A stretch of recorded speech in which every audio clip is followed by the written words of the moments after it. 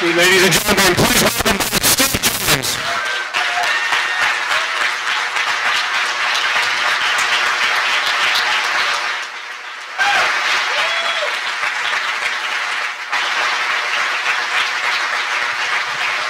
Oh, thank you.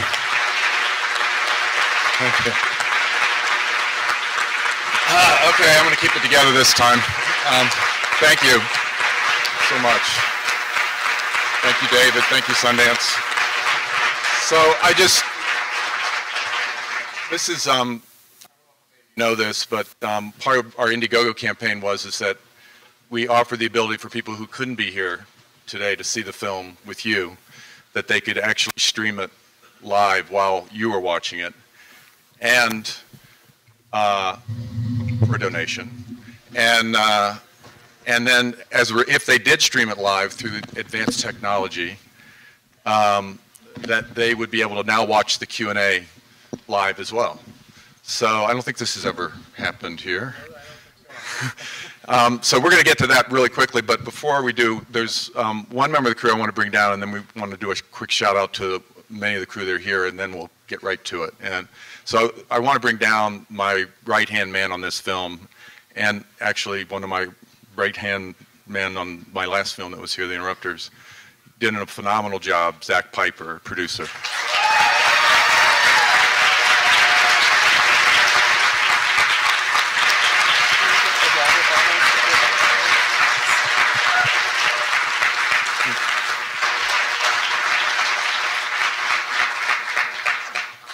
And so quickly, I'm going to thank a few people, and then Zach is, and we may miss some of you, I hope we don't, but we want you all to stand even if we forget someone. But first of all, to Kartemquin Films, it's been my production home since Hoop Dreams, and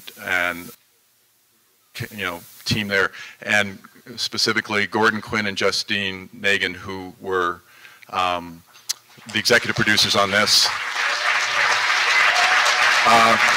Yeah, you know, I'm gonna ask that you hold your applause so we get through it all, so we get to, you know, Garrett Bash, who works with Steve Zalen, who brought this project to me, producer, he's here, and did a phenomenal job. And then I'm gonna hand it over to you now, and you do a bunch of people. Okay, I'll do my best. There's quite a few people here today, we're really happy about that. Cat White, executive producer, Cat Lee Productions. I'll just go down the list. Mark Mitten, he's here. Another executive producer. They work very closely with us throughout the production. Our friends at CNN Films, Vinny, Amy, Courtney, and Lizzie are all here, I believe, somewhere in the audience. There they are, right there, great. Let's see, Director of Photography, Dana Cupper, did a beautiful job in this film. A really critical person in the post-production process, David Simpson, he's somewhere. He's right there. Okay, terrific. And let's see, Josh Abrams, the composer. Amazing job. Yeah, terrific job. And two co-producers, one, Emily Hart, who also did all the archival research you saw the fruits of up here on the screen, and Josh Schollmeyer up here in the front. Did a great oral history of Siskel and Ebert, right. which was a great piece for us. That's very good. I want to thank the Cat Lee production intern team as well. They worked very hard on the Indiegogo campaign. And last but not least, and I don't think I've forgotten anyone except, I want Ryan Gleason, he's somewhere. I want him to stand up. Ryan Gleason has worked tirelessly on this film the entire time, but especially the last couple months, so thank you, Ryan. Stand up again. Okay. And there's so many more people. We also want to thank Cinetic. I didn't want to give credit to this streaming idea to John Sloss, but it was his idea. In particular at Kartemquin, Tim Horsberg here in the front row. Stand up, stand up. Communications director, he does so much for the film. And then also there's some more staff. Suzanne Niemoth, who does all the finance at Kartemquin. And all the Kartemquin people, stand up, please, please. All right, great. All right. So now we have some special guests to bring down. And first we want to bring down from the film Roger's dear friend from college days, Bill Nack. Which chair do you want?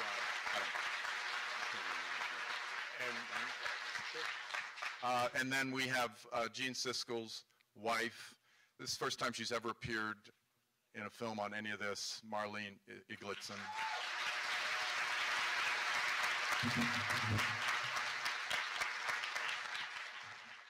And then, of course, last but certainly, Chaz.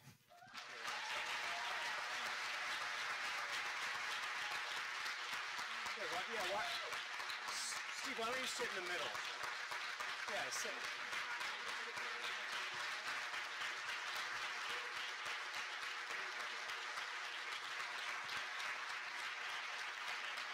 Or why don't we put Steve in the middle and Chaz next to him? Okay? Chaz here? Yeah. Or here? Okay, so we are going to open this up to a Q&A. So if any of you have any questions for Steve or any of the people up there, please raise your hand. I will call on you. Please try to speak as loudly as possible. It is a big room. I will repeat the question regardless. Does so. And this gentleman right here with the striped shirt. You raised your hand, right? All right. What is your question?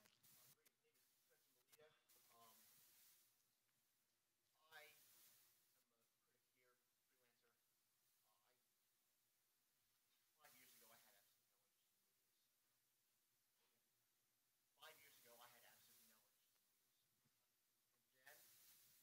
but that he would grace his eyes. I would die if it was him. And so one morning I made a short film, small short film. And the afternoon.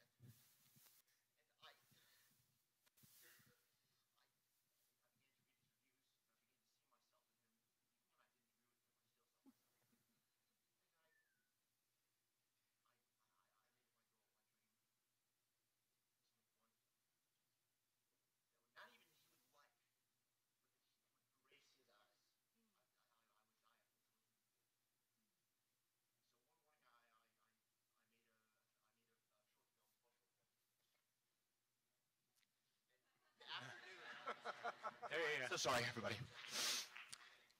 In the morning I finished it. I went over to a friend's house to make a celebratory screening, and it was that afternoon that I found out that Roger had died that day. So I felt sad initially. I genuinely did, but I was almost relieved in a way, because it was one less person that I had to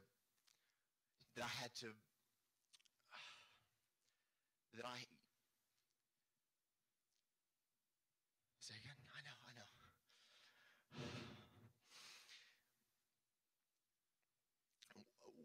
One less person weighing on me, I suppose you could say. And so seeing this film tonight, I can now begin a new chapter of my life, and I'd like to thank you, Chaz. I'd like to thank you, James.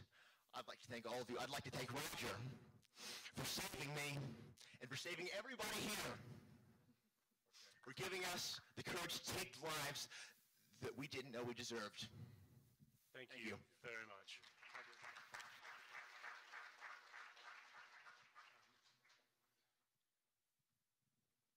You know, I realize there's going to be a lot of people who will have personal tributes for Roger, certainly after seeing this film, because it is a very emotional moment. I do ask that we need people that have questions for the folks up here mostly. So if you do have a personal tribute to Roger, keep it brief, and let's get to some questions for the folks up here. The gentleman right up there. Before you do that, I just have to say one thing. What's your name, Spencer? Spence. Roger would say, don't give him the hook. Thank you. It took a lot of courage for you to say that, and he would love it. Thank you.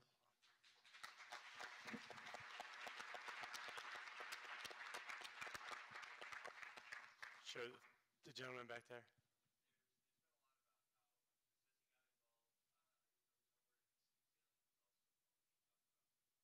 The question was that he saw that Martin Scorsese was involved. He didn't realize Steve Zalen was also involved.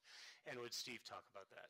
Yes, well, actually, it was Steve who first read Roger's memoir, and with his partner Garrett, who was producer on the film, decided that they thought this would make a great basis for a documentary. And then they approached me. They approached Chaz and Roger about whether there would be any interest in it, and then approached me about it. And when I read the memoir, I just was like, yes, I would love to do this. And then they asked Roger and Chaz if they liked that idea, and they said yes. Thank God. I'm sorry, folks. I have a question quickly for Chaz. I know, I'm just curious of what it was like for you to watch this film with an audience.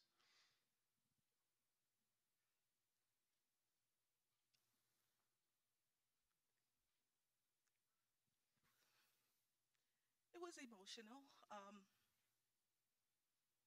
Of course, I wish that Roger could be here tonight. Usually, I'm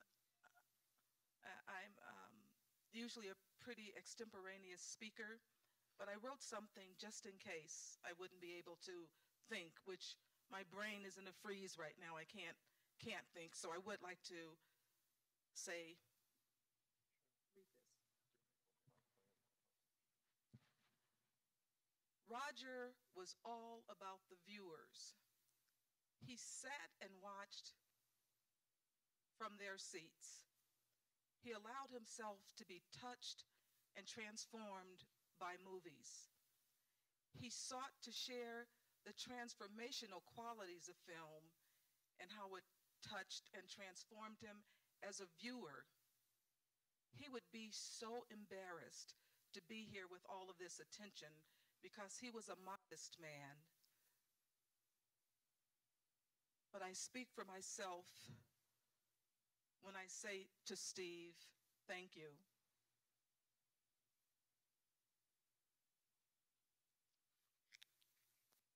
I have to stand because I used to be a trial attorney and I can't, my energy, I can't have all this energy just sitting in a chair. I think, these last 9 months without him, I've come out, I was always kind of a behind the scenes person. And as he was leaving this earth, he told me that I had to step forward a little more. It's not that I'm shy, it's just that I'm more private. And I've started writing about how much I loved him because I did. I think I'm so fortunate to have one of the greatest love stories. When somebody accepts you unconditionally and loves you that much, you can't help but want to share that love with everyone.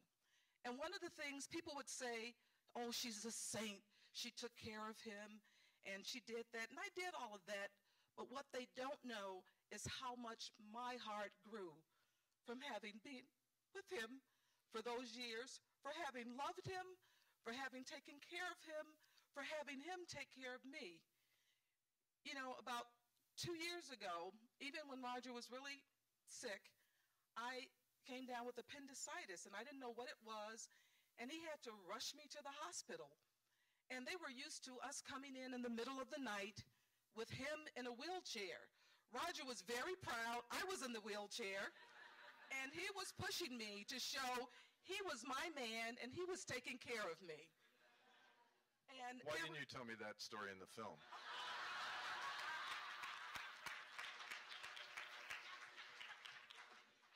Well, anyway, maybe I have my own love story to tell on film one day. Share this gentleman right here. My question for all of you, since you've all known Roger for so many years, is that if he was here at the Sundance Film Festival, a festival that he loved and cherished so very much, and he saw this movie, what review would he give it? He would say 2 thumbs up, way up. Sure, right here.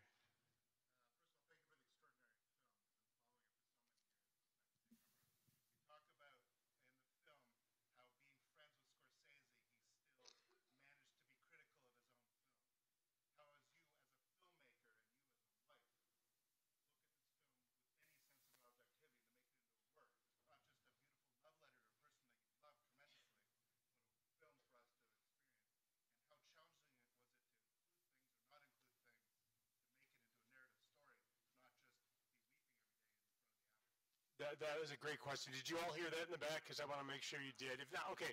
He mentioned the Martin Scorsese segment in the film, where Scorsese and Roger had become friends, and yet Roger was still able, after their friendship, to give him a bad review and to be critical of him. And that as an example for both Steve and as filmmaker and Chaz as wife, how difficult was it to take this man that you both knew and loved and make a film that wasn't just a praise piece, a tribute to Roger, that was a piece that was multidimensional that Roger would have appreciated.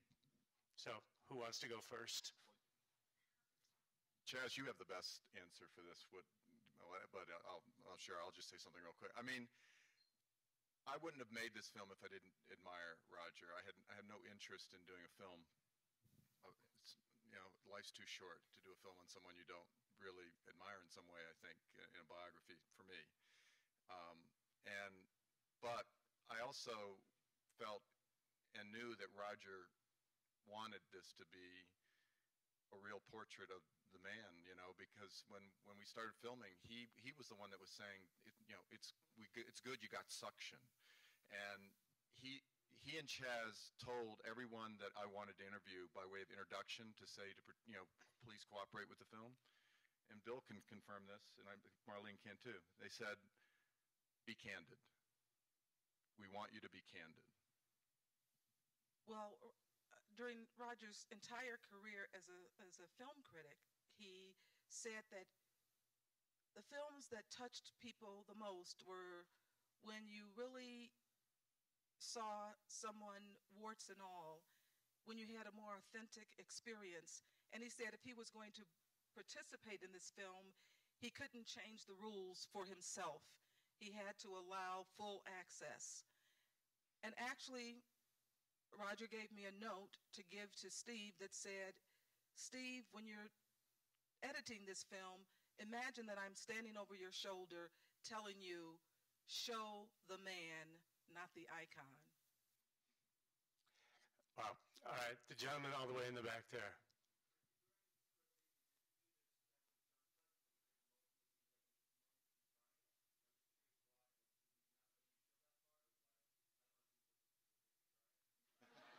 The question was about the Scorsese segment. Again, there was a series of jump cuts when Martin Scorsese seemed to be getting emotional, and he may have started to cry, and he wondered if Scorsese said, Steve James, don't show those, so you have to cut it. No, he did not. He just never finished the thought. He was kind of lost there for a minute, and then he kind of gathered himself and went on. But yeah, I mean, I think the relationship between Roger and Marty, and I feel like I can call him Marty now, really was, I think, indicative of the kind of close relationship Roger had with filmmakers, which is quite remarkable and unusual for a film critic to have. And Marty was so open and candid about that, which we greatly appreciated. I wonder, could I ask a question of? Absolutely. I just wondered, Marlene, I thought for a minute you were down there. I just wonder, for a long time, you've been very private about everything related to, this story and your marriage to Jean. And I wondered, like, maybe why you felt now that you should participate in this, and how do you feel about having participated? I feel that I had to participate because I know that Jean would have wanted to be a part of this film for Roger. I think his review would have been incredibly positive. He would have thought it's a very comprehensive and beautiful portrait of an amazing man. Of course, he would have liked a little bit more of himself.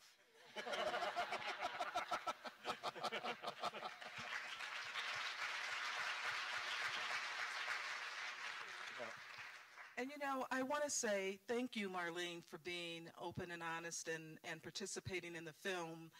But as an Ebert to a Siskel, Gene was not more elegant than Roger. Roger was very elegant. It's your night, Chaz. I'd like that.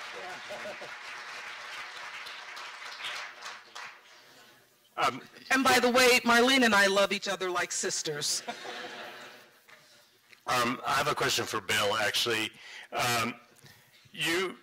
How did The Great Gatsby, when did you start reading The Great Gatsby to him, and how did that all start? Because it was really beautiful. It was in 1964 when I was selling hot dogs at a golf course in Wheeling, Illinois. I read The Great Gatsby, and I got to the end of it between putting mustard on dogs. And I got to the last page, and I was so enchanted by it that I came back to Illinois that fall, and I had coffee with Roger in the Illini Union, which is where a lot of this was filmed that Steve did of me. And I said, I heard something, and I wanted to recite it to you. And he said, what is it? And I said, it's the last page of The Great Gatsby. And he said, go.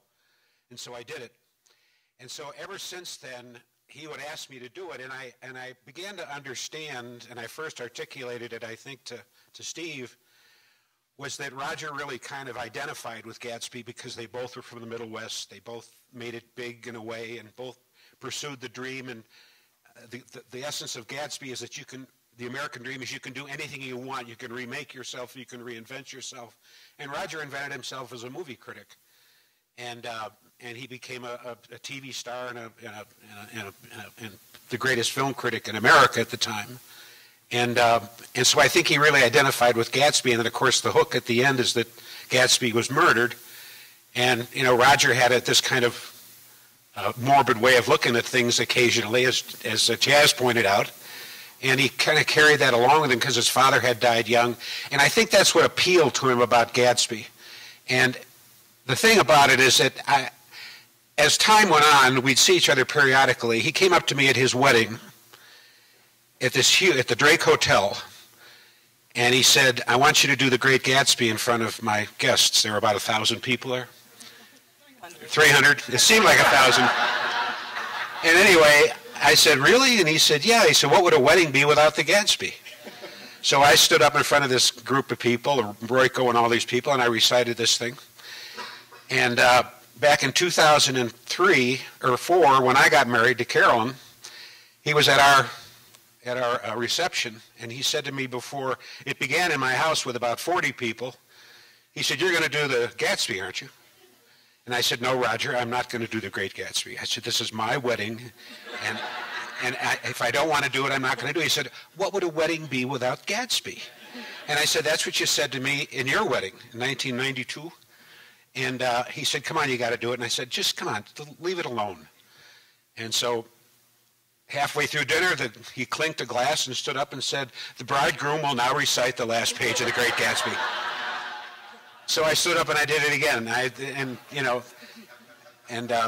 Anyway, that's how it started, and he just really related to it and really loved it. So, and he would come back and read and recite things from E. Cummings, who was his favorite poet. He loved Cummings.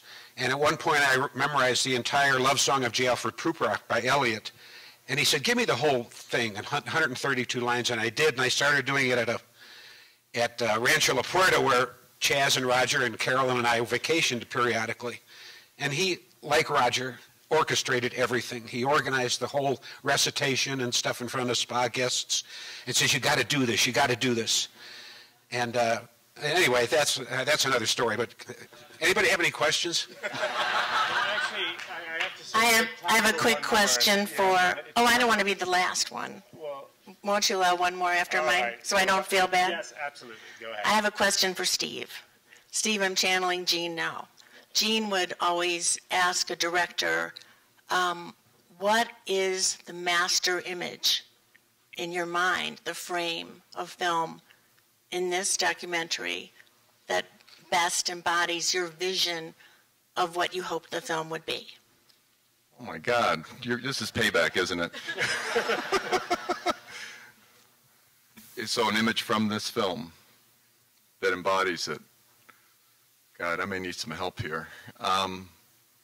Well, you know, I'll tell you in a way, and this may seem like an odd image to pick, but one of the most resonant images for me is in the footage we shot, that Dana shot beautifully, when he's getting the second suction scene and he has Steely Dan going. And he does that, how many times a day did he do that? A lot. A lot. And that was just a regular part of his life. And there he is, he's got the music going, he's rocking out to the music, she does the suction, and he gives it the thumbs up. And for me, it's the movie iconic image of him, but it's also his triumph in life, I think, over many, many obstacles. Okay, and I have to call on this lady. I promised her ages ago, and then we all started talking up here, so you've got the final question.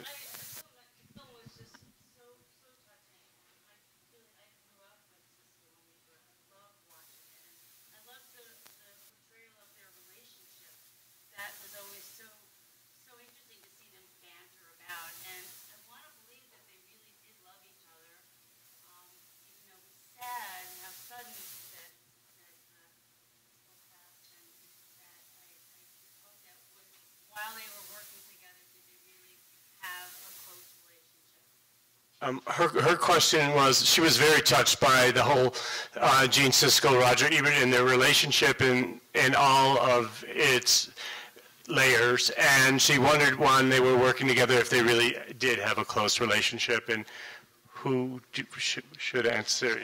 The relationship evolved. In the beginning, it really was very contentious. For almost 5 or 6 years, they really didn't. They would work together, but they really didn't socialize together or speak to each other a lot outside of that. Over the years, they did. The relationship became like brothers, with them fighting as to who was the older brother. But yeah, and at the end, yes, they did love each other.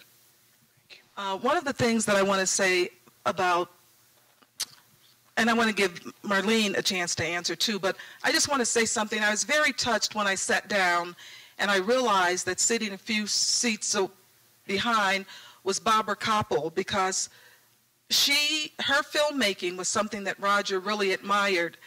And it made me think about what Roger said, why he liked going to the movies, you know, right up until the end.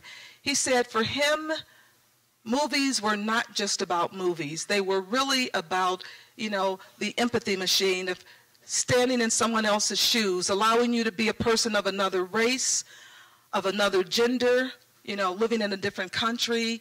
He said that when you went into the movies, and if it was a good movie or something, you know, really important, that it really did help transform you as a human being. And I think that's why all of the, you know, even things that were, whether they were funny things, but the transformational quality. He said that when you went into a movie, in those 2 hours, if the movie was really working its job on you properly, that you left being a truer version of who you were. And I thought that was so beautiful. So anyway, Barbara Kopple made me think of that. And we're going to stop, but I wanted at the end here, there were 2 people that worked on this film from my family that I wanted to especially thank. My son Dylan, who worked in post-production on the film, and my other son Jackson, who was second camera for most of what you saw in this film. My daughter even did research early on, which was appreciated. It's nepotism, but earned nepotism. And I also want to thank. So would you guys stand up, please? And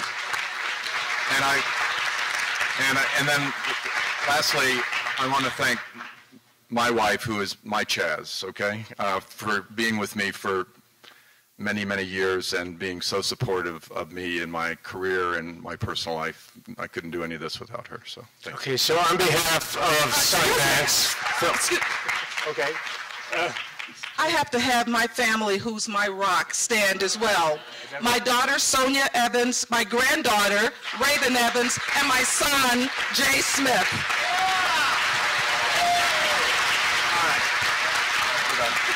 And on behalf of Sundance Institute, I want to say, first of all, rest in peace, Roger Ebert. And thank you to all these wonderful folks up here. And let's please give it up to an icon in the cinema himself, Steve James. And thank you all for coming out.